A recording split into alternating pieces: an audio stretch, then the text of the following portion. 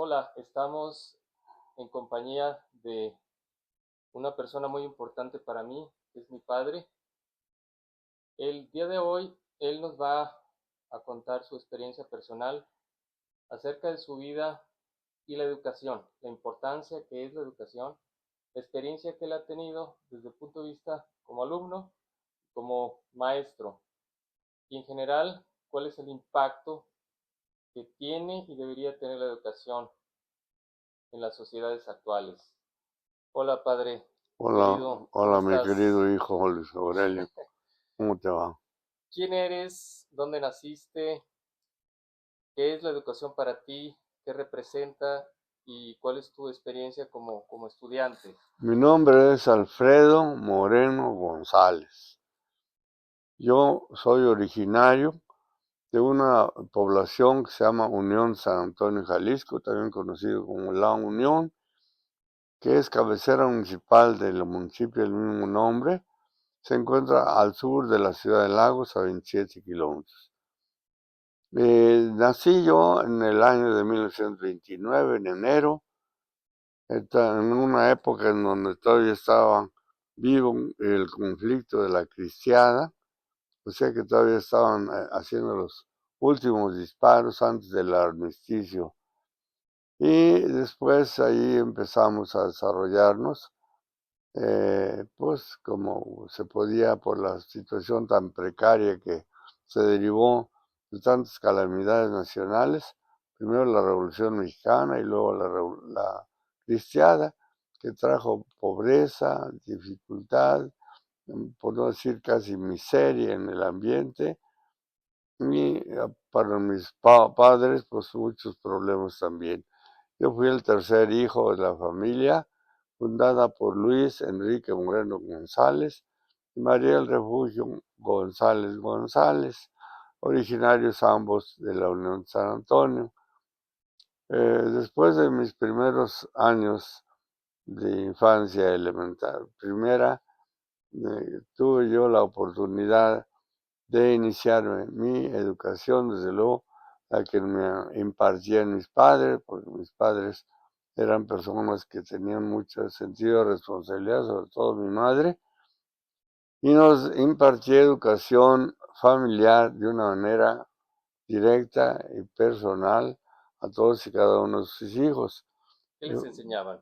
¿Qué pues, aprendiste con tus con padres? mis padres primero el comportamiento de la conducta humana elemental, Los modales. los modales, no solo los modales, sino también algo de principios morales desde el inicio de mi Excelente. existencia y qué es lo que era correcto, qué es lo que era incorrecto desde su punto de vista.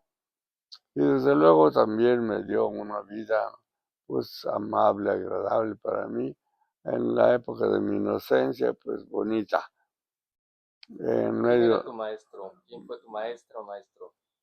Mi primer maestro en la escuela fue una señorita que se llamaba María Lucas, que era autodidacta y tenía una escuelita de un nivel de pobreza extremo.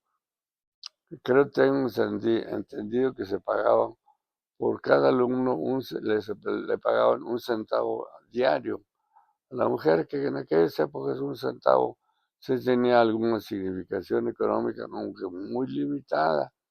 Y el salón de clases era un único, donde nos daba clases a todos niveles, desde los elementales, como era en mi caso, hasta había muchachos más grandulones que también estaban aprendiendo. El método que empleaba esta mujer era la utilización del silabario de San Miguel, que era una un cuadernito elemental Didáctico, muy didáctico y muy práctico, práctico. que lo llevaba a uno primero a conocer las letras, pronunciarlas, a ligarlas, después frases y después palabras, y después ya oraciones, etcétera, en cuanto al idioma. Ahora, en cuanto también a la aritmética elemental, ahí también aprendió uno a sumar y a restar. Para esto, en vez de cuadernos desechables como ahora se usa en las escuelas. Teníamos unas pizarras de no eran pizarras de piedra, y se escribía con un pizarrino hacia un carbón, y entonces salían letras blancas sobre la pizarra, y esta se reutilizaba, se limpiaba con humedad. Nosotros, a mi mamá nos daba una toallita húmeda para que limpiáramos, pero muchos de los muchachos que iban allí limpiaban a lengüetazos su guitarra y luego la secaban con la manga. Nosotros teníamos, pues, por lo menos algún principio de educación y comportamiento decoroso que nos enseñaba la mamá y nos proporcionaba esas toallitas. Íbamos a la misma escuela, mi hermana mayor que yo, Dolores, y yo, y ahí aprendí mis primeras letras, pero con una velocidad increíble, tanto que en un año tuve la oportunidad de aprender a leer y a escribir, sumar, restar y quizá alguna multiplicación. Y de ahí me pasaron a la escuela oficial de la Unión San Antonio, que era ya un plantel con un poco más de formalidad, inclusive, para eso hay que decir que el plantel de la señorita Lucas era un cuartito en donde cada quien se sentaba en lo que podía. Había cajoncitos de madera de esos de huacales desechables, y nos sentábamos y había un solo pizarrón. Y en ese solo pizarrón la maestra María, que tenía una capacidad natural de autodidacta y autopedagógica fabulosa. En algo le empezaba a ayudar una que después fue también maestra, que era Eulalia, su hermana, que se empezó a formar con ella también como profesora elemental, y después Eulalia tuvo la oportunidad de tomar cursos de capacitación para el magisterio que ulteriormente se dieron en la región y en el país, y ella logró llegar a hacer un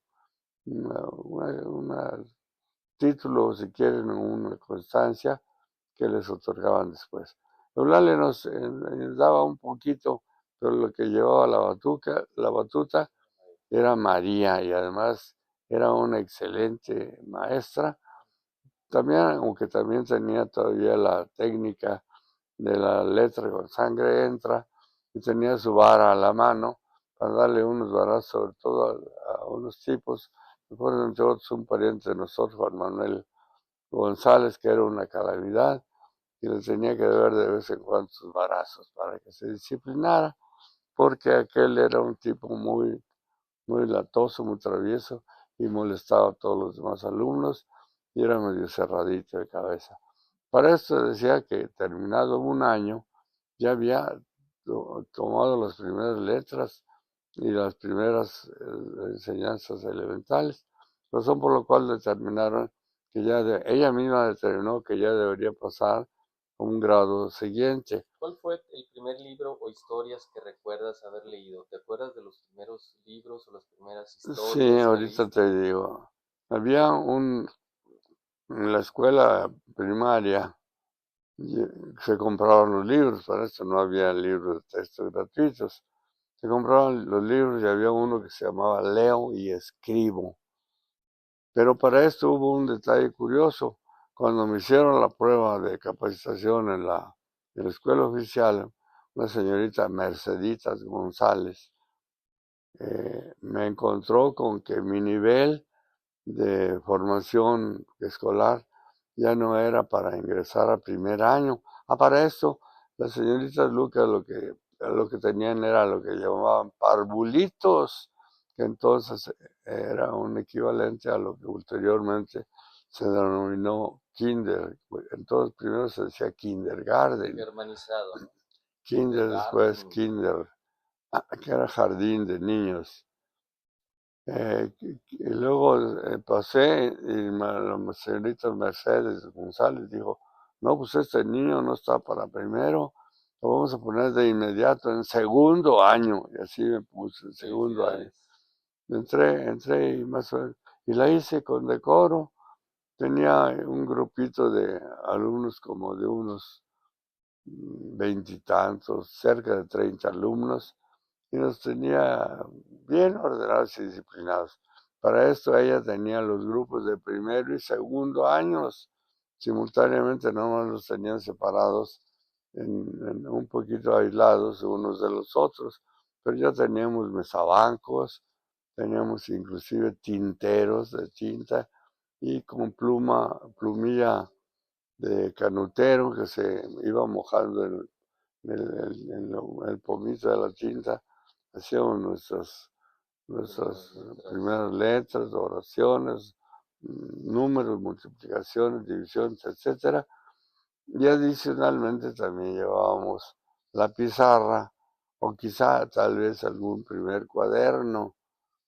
Total que allí terminé el segundo año y en la misma escuela pasé a tercer año. ¿Quién era tu maestro de tercer año?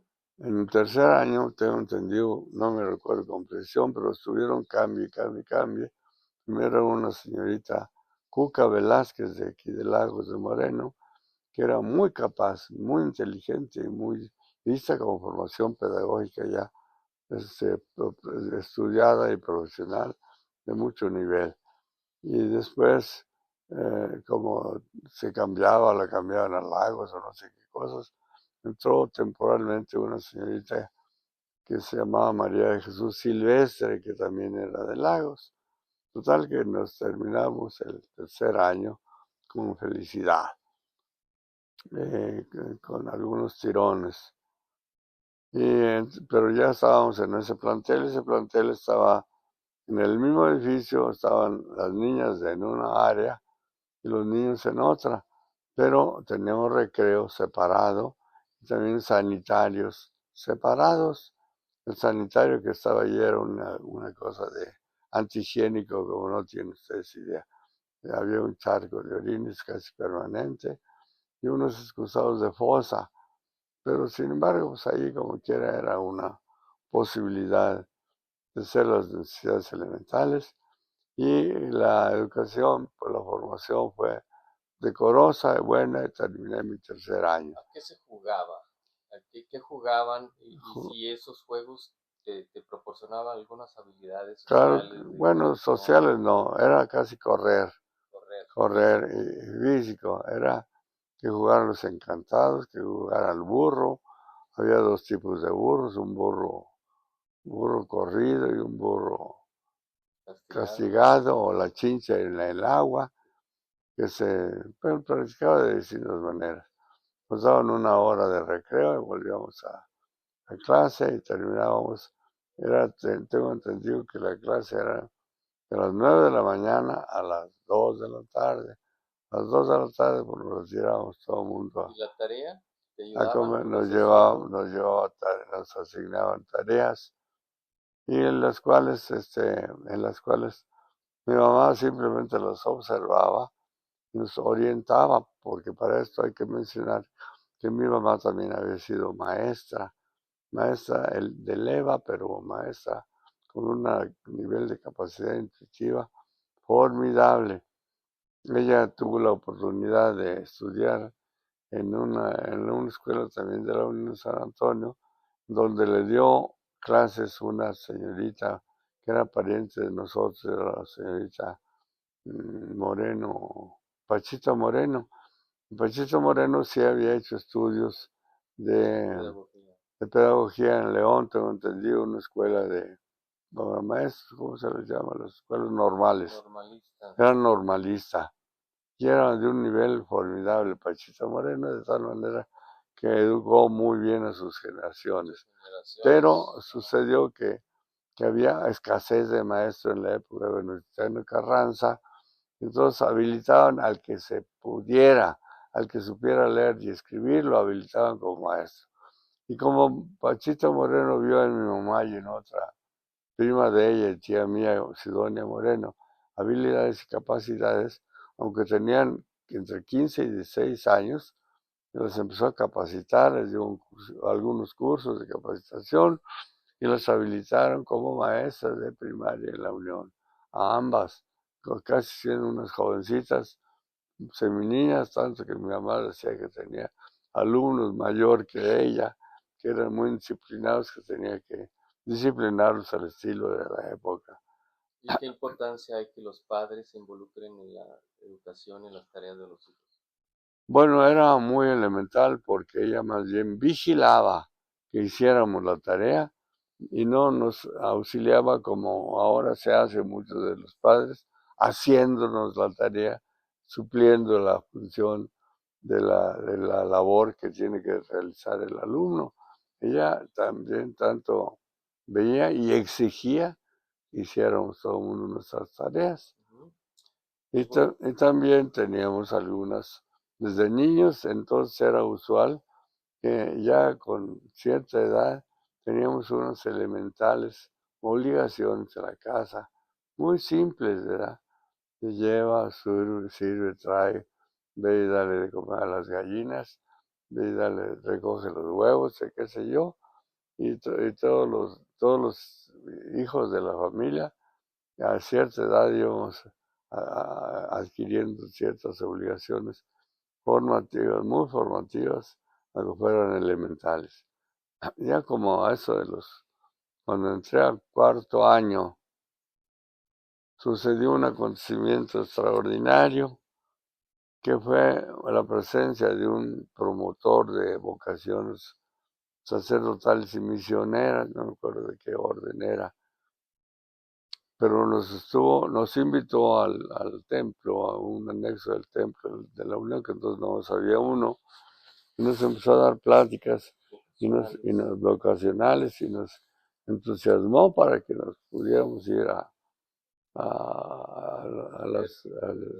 al ejército de formación, pero entonces yo tenía 8 o 9 años de edad, entonces estaba muy pequeño. Sin embargo, me entusiasmé de tal manera que yo le dije al padre ese que yo me iba de misionero a África o donde me mandaran, y así se los comuniqué a mis padres. África. ¿Y tú qué te imaginabas que sería tu vocación de misionero? ¿Cómo te imaginabas tú que sería estar en Bueno, África?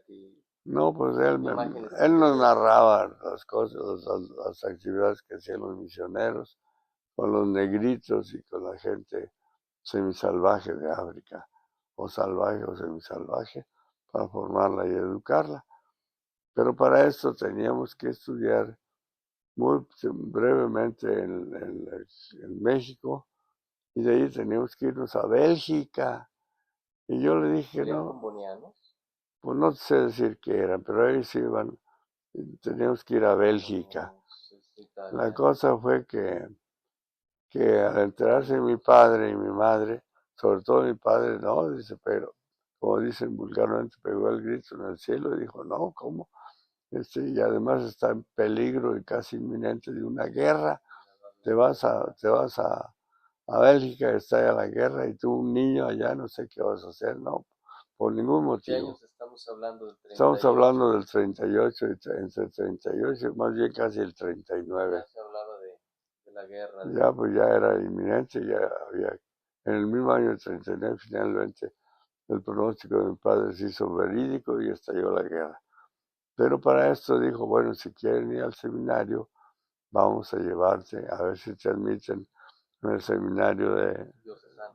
no, era un seminario auxiliar, era el seminario de San Juan de los Lagos, que estaba dividido en dos sedes, una en Lagos, en donde se cursaba primero y tercer año de lo que le llamamos latín, y el segundo año se cursaba en San Juan de los Lagos. Entonces fuimos al seminario, pero ¿Esos dijo, fuimos quiénes?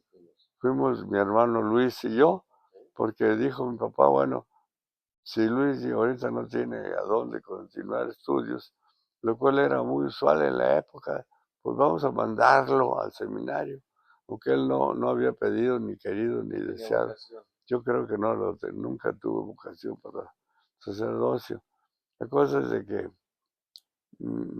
Previamente me dijeron, te tienes que capacitar porque te falta mucho nivel. Pues yo tenía hasta tercer año prácticamente, cuarto año nada más unos meses, y me trajeron a Lagos, en donde vivían mis abuelos paternos, Jesús Moreno Gómez y María González Reynoso. Hablando de 1939. 39. Y dos tías que vivían allí, dos tías solteras, una que se llamaba Isabela, la que conocíamos como Chabela, otra Soledad que se conocía como Chole.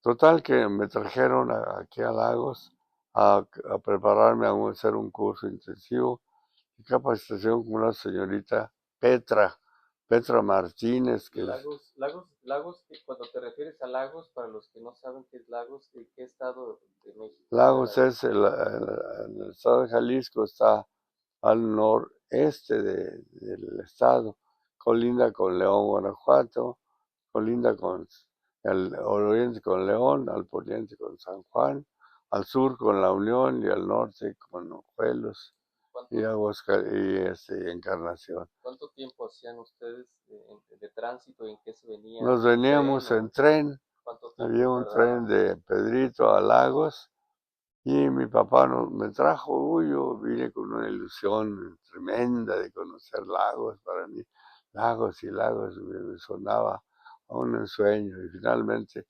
me trajo mi papá a Lagos con mis abuelos, precisamente para hacer las pruebas de examen que nos hizo un padre Enrique Luna.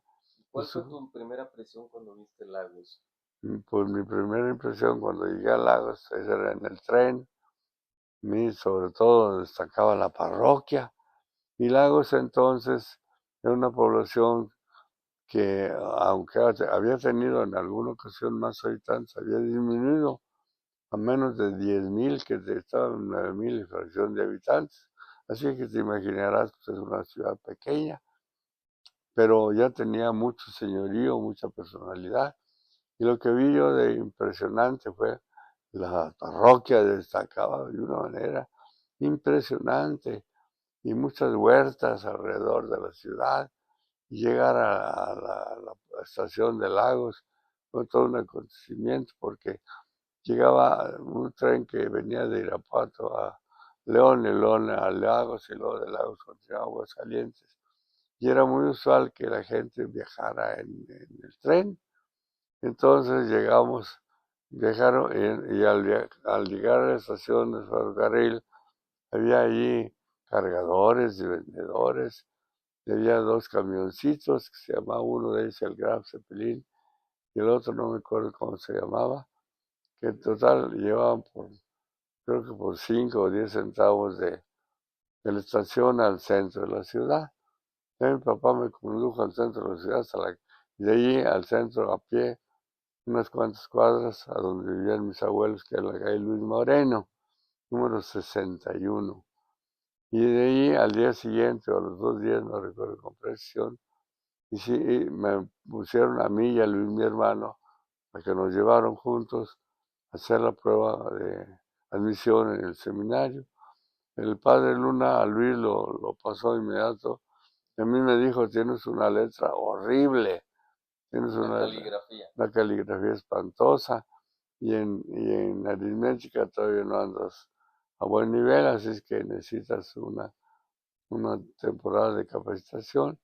Y no sé quién le recomendó a la señorita Petra, que esa era dura y exigente, y daba la clase entre barazo y clase y clase. Te mandaron con la señorita Petra. ¿La Que señorita después, Petra quién era? después fue muy famosa aquí en Lagos, hasta un busto le hicieron aquí en una calzada, pero era una golpeadora de primera.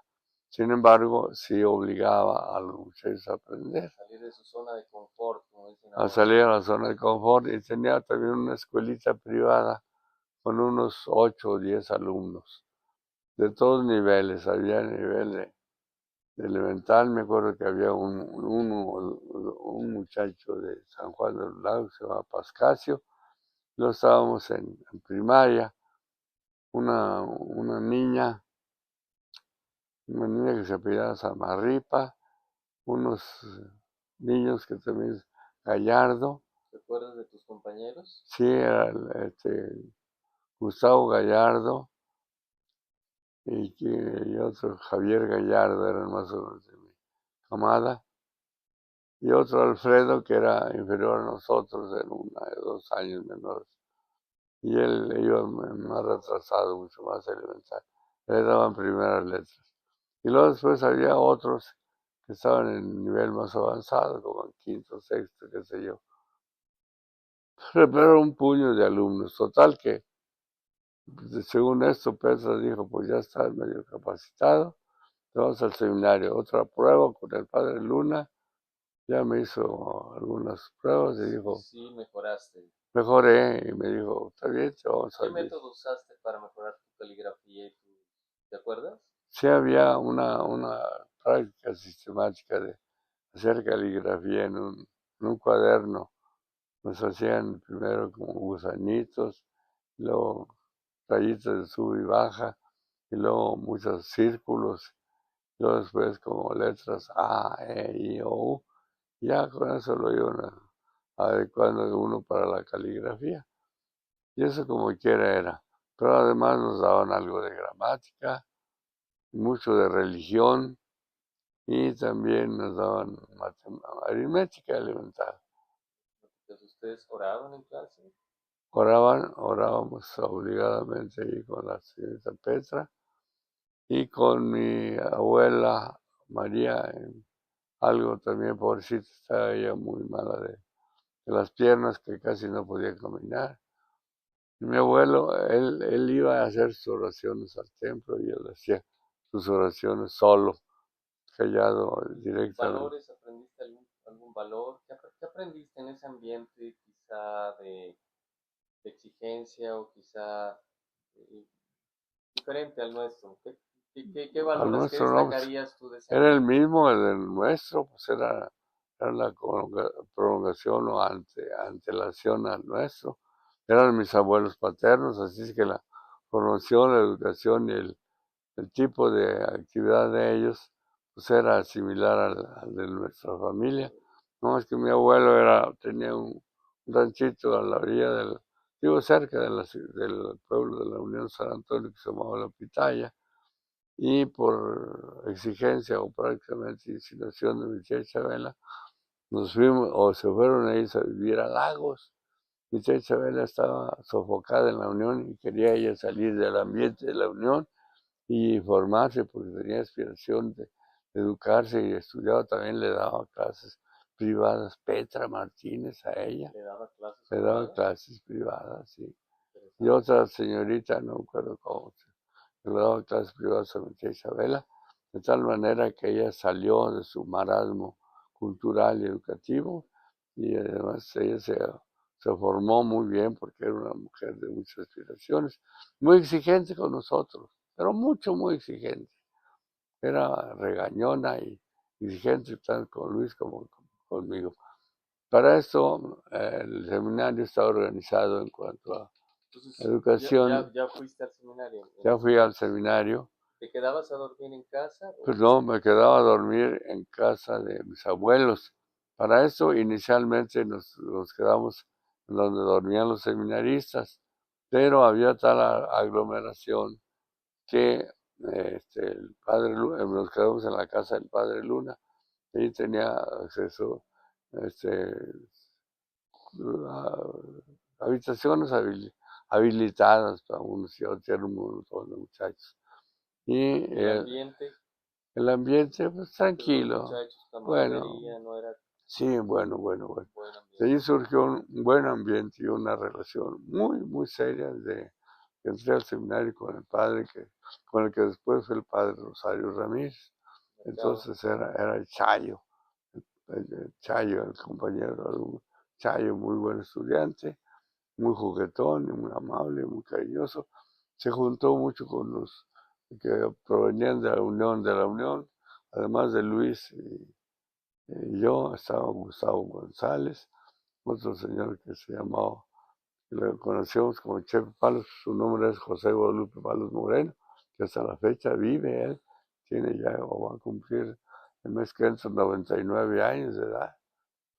Y todavía vive él en la Unión.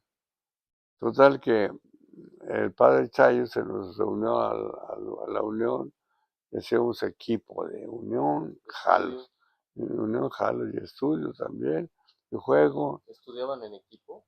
Estudiábamos como se nos daba la gana, como podíamos.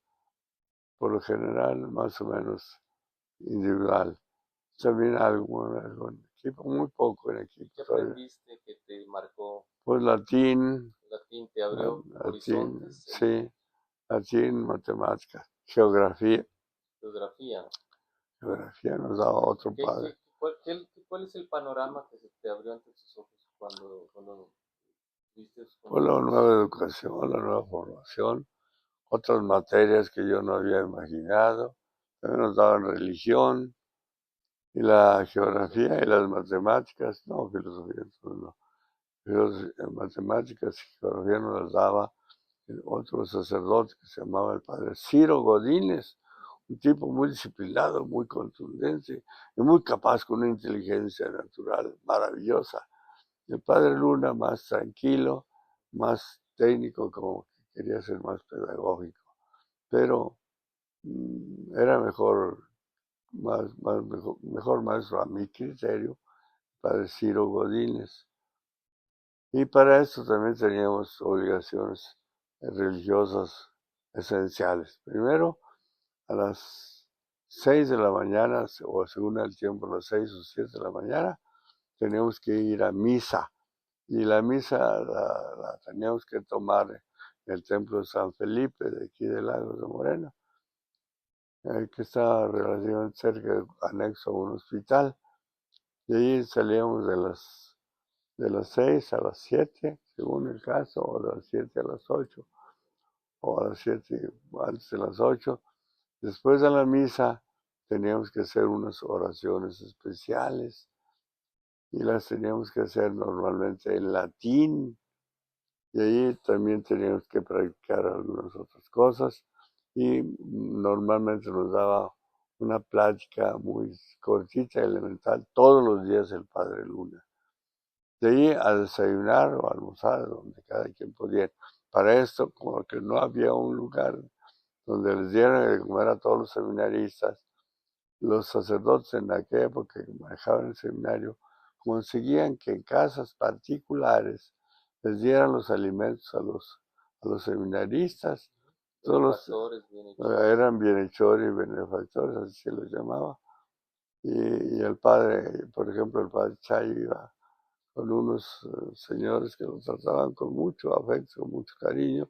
Y Luis y yo, tanto uno como otro, íbamos con nuestros abuelos, Jesús Gómez y María, más bien con mi tía Chabela, mi tía Chol, que eran los que nos daban el sustento de comida.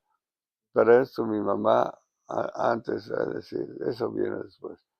Entonces usamos el primer año muy exitosamente. Terminó el primer año, ya debíamos de pasar al segundo año a San Juan de los Lagos. Y en San Juan de los Lagos fue otra vida nueva y un descubrimiento nuevo de otra localidad, muy interesante por muchos aspectos, sobre todo por el movimiento que tenía de las peregrinaciones, ferias, danzantes y muchas cosas. No veía un centro religioso que entonces de peregrinaje y de vendimia. Entonces, San Juan de los Lagos, para los que no conozcan, ¿qué importancia tiene en la región? San Juan de los Lagos es el segundo, es la ciudad que tiene el segundo santuario más visitado de la República Mexicana. Ahí se venera a la Virgen del Señor San Juan. Y allí entonces no era catedral, ni siquiera era basílica, era la colegiata, le llamaban al templo, un templo muy bonito, parecido al de Lagos, en el interior muy rico, pero en el exterior el de Lagos es muchísimo más interesante, la parroquia de Lagos. Total que allí teníamos otra actividad y otra manera de estudiar. El padre que ¿Más nos... nivel? Regular. No, para esto también en Lagos nos daba solfeo. un maestro Samarripa, que era muy exigente, también muy contundente, y nos daba primero el método de Hilarión Eslava, y después al que terminaba el método de Eslava, pasaban al solfeo de los solfeos. Para esto también teníamos un libro de gramática de G.M. Bruño, y que ese, por cierto, los libros que tuvimos en la universidad, adquirí en el seminario, nos los pagó mi tío Fermín González, hermano de mi mamá Lola, mi abuela materna. La gratitud va para toda la Va familia. para ellos, Entonces, sí. Qué importante es que la familia apoye en este proceso. Era en la Unión casi todas las familias eran muy unidas, casi todas. Era rara la familia desunida. Y ese ejemplo ha perdurado hasta la fecha entre ¿Qué ves en las nuestras familias de familias. ahora? ¿Qué se ha ganado, qué se ha perdido? ¿Qué es diferente? No digo que sea bueno o malo, pero ¿qué Bueno, ves tú pueden ser que se ha ganado, buenos. que se ha perdido? Se ha ganado un nivel económico muy superior, una posibilidad de educativo formal de mediano nivel que no llega a cosa muy mayor. Y se ha perdido cierta unidad de la familia. ¿Unidad? Unidad de las familias, sí. Porque ahora trabaja la mamá, y antes la mamá trabajaba, pero trabajaba intensamente en la casa, haciendo las labores domésticas, la comida, el lavado de ropa, etcétera, el cocido, qué sé yo, muchas cosas que les sobraba actividad a las pobres mamás o a las madres de familia, y se dedicaba por entero a la familia y a la formación de los hijos, y estaba al pendiente de qué hacían, qué no hacían, o sea que estaba al pendiente de dónde iban, con quién iban, a qué horas regresaban, y que controlaban la vida de los hijos de una manera disciplinada y moralmente elevada.